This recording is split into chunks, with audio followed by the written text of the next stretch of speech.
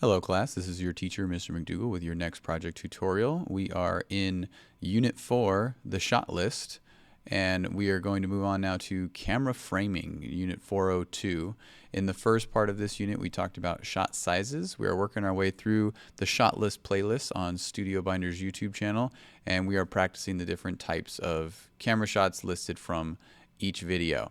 So similar to the last assignment, it'll be pretty much the same structure. You're going to watch the YouTube video from Studio Binder, which is the shot list episode 2. While you're watching that video, please take notes using the provided Google Notes attachment. Put your name and take at least 15 notes from the video, specifically with 2 to 3 notes on each type of camera framing, not just the first 15 things that you hear in the video. I want you to understand each type because we will be practicing most of them. And remember, notes are either short phrases or sentences. You shouldn't have notes that are just 1 to 2 words. It should be maybe a full sentence if you like to write full sentences, or it should at least be a short phrase, something that's a little factoid, easy to remember. But if it's just 1 word, that is not a note. So keep that in mind because you are graded on completion of the notes as well. So watch the video and take the notes. The video does go a little bit fast. It's a little shorter than the other video, and it does quickly gloss over a couple of them, but don't worry because we're not going to practice every single shot type that it talks about. We will be practicing the ones that are on your classwork and on the cheat sheet. So let me recap what is on the video really fast. And again, after you've watched the video, if you haven't completed your 15 notes, you can add to your notes from this presentation as well about each type of camera framing. So these are the objectives and the standards for the camera framing. We'll go through that very quickly and get into the different types. All right, so we went over shot sizes before, which is how big is the shot. Framing now is what or who do we put into the shot? Who is being framed? Who is the focus of the particular shot? So the very first type it talks about is the single shot. And a lot of these are pretty self-explanatory from the name. There's not a lot of complications or guessings you have to do. These are pretty self-explanatory. Like the single shot means there is one character of focus. So the single shot means one person. And that person is the primary focus. You can have other people in the shot, but they must be the primary focus. The 2 ways you could shoot it are a clean version, which is like this version right up here. A clean version means there's nobody else in the shot at all. We have our solo subject. We don't see anybody else. We know this person is the focus of this particular shot. Or you can have a dirty version, which means there are people in the shot, but they're just kind of off in the background or they're not important. So like body parts of people, we see people at the back of this lady's head. We see some other people off here in the distance, but they're not important. The main important part is the subject of focus. So these are both single shots. This one's clean, this one's dirty, just because of the presence of other people. That's the only difference, but they still count as a single shot. The next one, the video glossed over very quickly, where it talks about a 2-shot, 3-shot, 4-shot, 5-shot, etc., etc. This just means that many number of characters are visible in the frame. And these are the important characters as well. Because they will all be in focus, we can see all of their faces. That's how we know that they are the important characters of the particular shot. They're the main characters. We need to focus on them. They can also be clean or dirty shot. If there was people in the background, like anybody in the back here or back here, it would still count as a 2-shot. This one's a 2-shot. This one's a 3-shot because there's 3 character faces. If there was other people in the background, it would still be a dirty 3-shot or a dirty 2-shot. Or in these particular cases, this is a clean 2-shot and this is a clean 3-shot because we don't have anybody else in the background. But it just means there's that many people in your shot. So if you take a photo with 2 people, that would be a 2-shot as long as we see both of their faces. Once we get up to a certain number, we would just call it a crowd shot because there becomes too many people in the subject or in the frame to count.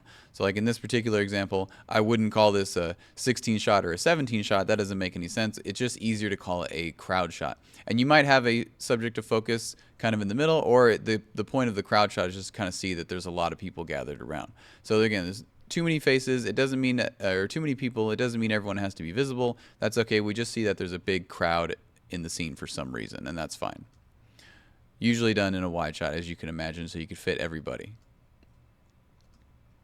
The next one is OTS, aka over the shoulder.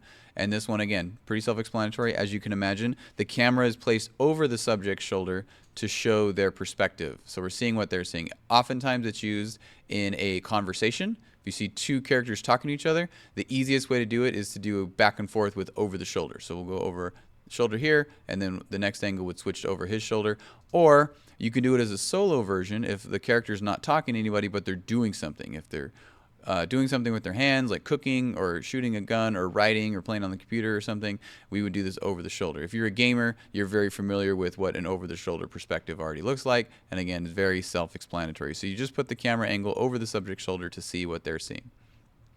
And it is different from a two-shot. A lot of people get these ones mixed up. The difference in a two-shot is that in a two-shot, we see everyone's face.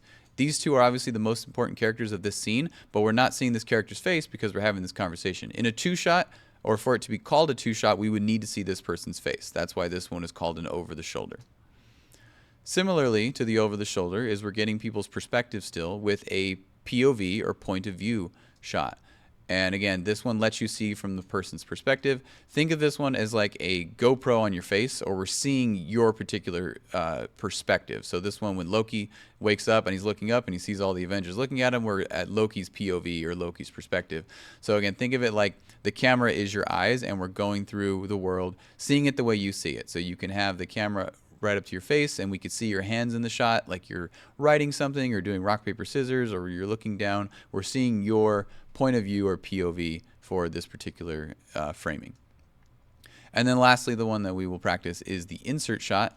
We briefly talked about this in the last one with shot sizes. We talked about how an extreme close-up is also called an insert shot because it's usually a close-up or super close-up of a particular object. Extreme close-up usually focuses on a body part sometimes, but this one is more focused on an object, not so much a body part. So again, it's used to show something of great importance to the story. It kind of looks like a POV or an over-the-shoulder if you did an insert shot from up high. You could see this one kind of already looks like a POV, like with the characters looking at the watch. So they're very similar sometimes, but just think of it as a close-up of a specific or important object. So this one doesn't necessarily have to be a person. It's an object, so to speak. And then similar to what we did in the previous project, you'll get into pairs or groups so you can share the equipment. You'll just need a camera and SD card to format, and you'll take 2 photos of each type from the cheat sheet to put onto your classwork.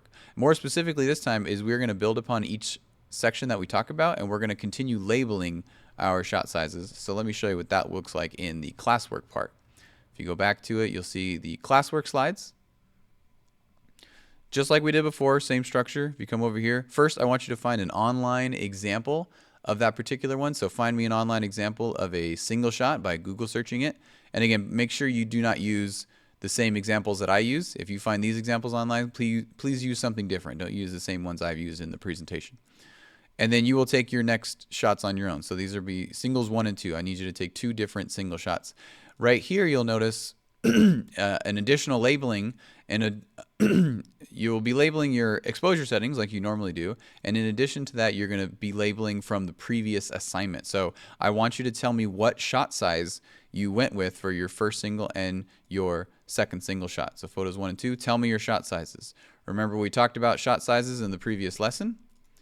If I go back to shot sizes and the cheat sheet we practice, we practice 8 different shot sizes. So when you're doing your camera framing classwork for your single shot, tell me what shot size did you go with? Did you go with a full shot, a medium cowboy, a medium close-up, a close-up? What did you use? And then make sure your second shot is different. If you used a medium shot in your first single, make sure that your second single is also not a medium shot. Do something else. Do a full shot or a close-up. And then same thing with each pair of photos. When you do your 2 shot of 2 characters, make sure that your shot sizes are different every single time for each pair. Okay, you have 8 shot sizes to choose from as you're practicing, so make sure you are mixing it up. When you get to the insert shot, that one will be a little different. Those will probably be just extreme close-ups or close-ups, so that's fine when you get to the insert shot because that's the point of that one.